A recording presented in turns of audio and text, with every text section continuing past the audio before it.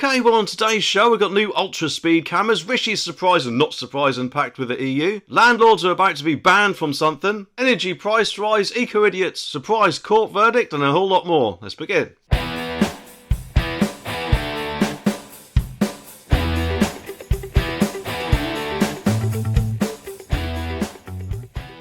Okay, first up, I'm sure we've all been there when we've seen a speed camera and quickly check our speed to make sure we're not going over. Or maybe you've just passed one and realised you actually went 1 or 2 miles an hour over, but breathe a sigh of relief because you were in the opposite lane. Well, unfortunately or fortunately, depending on your view of it, there are new ultra speed cameras which are no doubt going to make motorists' lives hell when they finally do arrive. And I say this because what they actually do is these new ultra cameras is they target both sides of the road. But it does make me wonder how many errors could flag up if something like a truck was going past the other way. But it seems like the Bladerunners have found out about this and are kind of enacting out what they think about it. Because apparently for the 4th time this month a new camera in Cornwall has been taken down. Which will no doubt pee off the councils everywhere because, in my opinion, whilst you shouldn't actually be speeding, many councils do seem to count on it, don't they, and actually rely on the money just coming in, it seems. So, of course, the other way of looking at it is the more that these cameras are damaged, the more it's going to cost us taxpayers to keep fixing them, isn't it? Because let's face it, they aren't going away anytime soon and will more than likely, if anything, be rolled out across the whole of the UK. But anyway, the article says that these vector cameras, as they're called,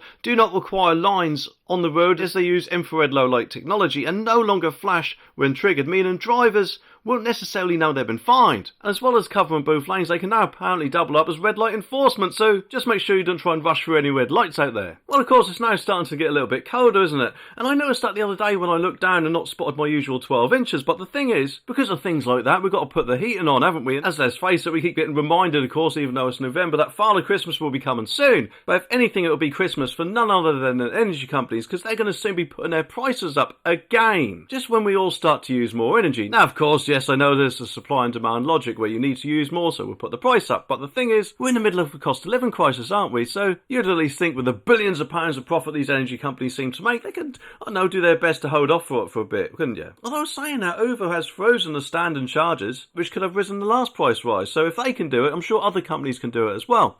But anyway, the article says that energy regulator Ofgem is expected to announce on Thursday that the energy price cap will increase once again from early next year, and the forecast apparently for the increased price cap is 28.94 pence per kilowatt hour of electricity and 7.42 pence per kilowatt of gas from the start of January, according to experts at consultancy Cornwall Insight. And apparently the average household will see their energy bills rise from £1,834 per year to £1,931, a hike of £97. And obviously I know, of course, if you use more, then the price will be more, and if you use less, then the price will be less. But even though that's the case, they do reckon it won't get lower than that until after July next year. So even though, of course, we do seem to be rolling out solar farms everywhere, putting more wind farms up, and are apparently not as dependent on Russian gas as we used to be, you'd like to think they go down, wouldn't you? But no, like everything else, it's still climbing up, isn't it? Just like everything seems to do nowadays, especially the cost of cucumbers. I mean, I remember when they used to be 26p or something like that, but now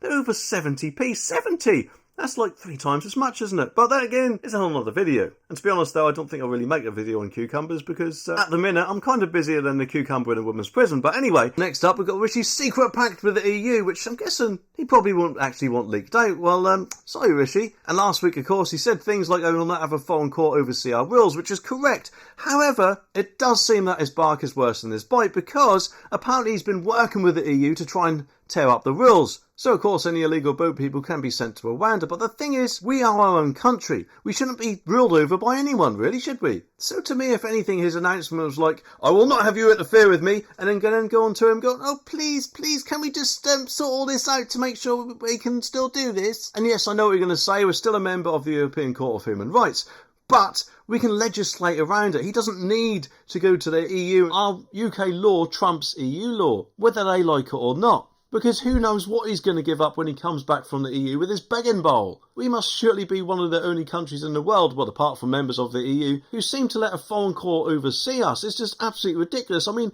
a country like America or Australia wouldn't have any of this crap, would they? But we as the UK just seem to have to put up with it all. It's just out of order in my opinion. But anyway, the article says that the PM wants to join forces with Italy's Giorgia Minori, and leaders in Austria and Spain also apparently want to rewrite the European Court of Human Rights Charter. And also, whilst in my opinion that does sound quite hopeful for any changes getting made, it does make me wonder what he will have to give up in return for doing so, for any agreement to be made. In my opinion, we should just leave the ECHR altogether and actually rewrite our own UK Bill of Rights that we were once going to do, which would cover things like that. And yes, I know people are going to say, oh, we're going to water it down, but seriously, why would we? In the sense of our own human rights. But the thing you've got to remember is the current situation is unsustainable. If we decide as a country that a certain person should no longer be here, we can't have another court from another country saying they can be. It's just absolutely ridiculous. And I can't see it being watered down in the sense that it would affect our own human rights with things like how we're treated in this country, from employment law to whatever. And the people who do seem to think that we would make things worse for ourselves have got to remember that any such party puts it through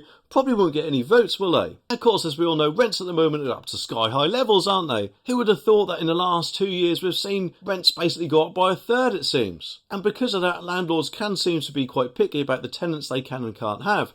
But the law apparently will soon be changed regarding that. How often do you actually look through Rightmove or wherever at a place to rent and then come across things which will affect some people, such as no DSS, no families with children and things like that? Well, apparently all that is about to change. And that is because landlords and letting agents will be banned from openly discriminating against people on benefits and families with children, which will obviously be a relief for them, but it does make me wonder if landlords in general would then put up the rent, because they often seem to think that people like that would cause more damage. And admittedly, yes, in some cases they may do, but I'm sure the vast majority of them probably don't. And even though, of course, the house or flat, whatever you're going to rent, is the landlord's property, tenants, I'm sure, have a responsibility to keep it in good order and not, I don't know, damage the walls or do whatever. But of course, at the end of the day, if when a tenant moves out, as long as it's returned to how it was when the tenant first rented it, then, to be honest, I don't really see what the problem is. Probably with people on benefits, there is a sort of stigma that they won't pay their rent. But if the rent is going to be paid directly to the landlord, that surely would help with all that. And yes, I know a few years ago, apparently the benefits people don't really like to tend to do that because they want to make people responsible for their own money, it seems, for when they eventually do get a job. And I understand that logic and thinking, but looking at it from the landlord's point of view, it does probably make them panic a little bit more if they're actually going to get paid their money. I also think it's a little bit unfair that if you see adverts sometimes saying no pets, so you can't even have a cat or dog in your own house, or the house you'll be renting. But at the end of the day, as long as it is put back to the condition it was in, then what is the problem? But anyway, the article says that landlords and letting agents will be banned from openly discriminating against families with children and benefit claimants, the government has announced. And adverts for homes that carry terms no children or no DSS would be illegal under the plans which the government has added to the Renters Reform Bill. And this legislation has apparently gone through Parliament, so you know, who knows how long that would take to get through. Probably, hopefully, sometime next year. And Housing Charity Shelter has previously estimated that 289,506 families are affected by the no kids stipulation. And the ban will apparently cover properties in England and Wales. Now, this next story is quite worrying, and I don't know about you, but when someone has done something which is clearly obvious, like, I don't know, smashing windows or causing criminal damage, you would like to think, wouldn't you, that there would be some sort of punishment for this. And yes, I know often eco-idiots and things like that seem to get let off nowadays, and unfortunately that is precisely what has happened here. Because though, remember those eco-idiots a little while ago who smashed HSBC's window? Well, apparently, even though they've smashed the window, they have been found not guilty of criminal damage. I mean, I can't really see, to be honest with you, how that can happen. I mean, surely, yes, admittedly, they're trying to protest against some sort of cause, but at the end of the day, if you go somewhere with a lump hammer and a chisel, isn't that going equipped? So surely, because of that, you'd like to think they'd be guilty of at least that offence, wouldn't you? Because let's face it, surely now this judgment has set a dangerous precedent, which is basically, if you don't agree with something, or want to protest against something or whatever, then you can cause criminal damage, it seems. Which is, of course, is not how it should be, or actually legal in my opinion. And at the end of the day, those windows are still broken, so they are damaged, aren't they? And damaging things is surely a criminal offence. But anyway, the article says that 9 climate activists have been cleared by a jury of causing £500,000 worth of criminal damage for shattering windows at HSBC's headquarters in London.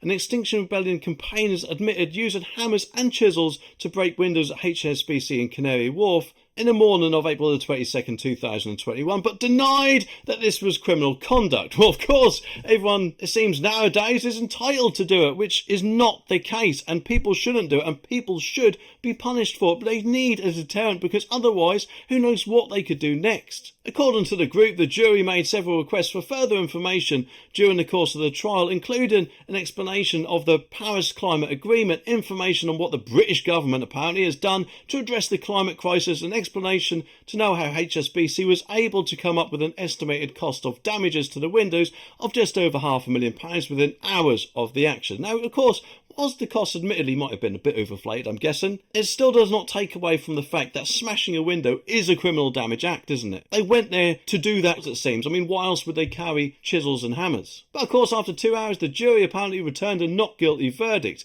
and the 9 women, of course, denied criminal damage. I personally think the law should be changed that you instantly get 10 years if you cause damage during a protest, or something like that, because in that way that will stop these idiots from protesting in that manner. People, of course, can protest, but the protest should be peaceful and not cause any damage. So if they did, then they should get a long prison sentence to make sure they do not do that action in future, in my opinion. And of course, last but not least, in this world of wokeness we unfortunately seem to be in nowadays, the police staff apparently have been given a warning. And that's because the mind, it seems, of politically correctness has told them that the word policeman apparently could be illegal. I mean, how ridiculous is that? They must, of course, stop using phrases like man up or grow a pair to be more inclusive, which is absolutely ridiculous. When will this crap ever end? Soon, who knows, won't be even able to say things in your own home without some idiot saying, "Oh, that offends me." Well, it's tough. People are allowed to say what they like, within reason, of course. I mean, people can't be racist or things like that. But in general, that's called free speech, whether these people like it or not. And of course, I don't know about you, but I remember a day where forums used to say things like male or female,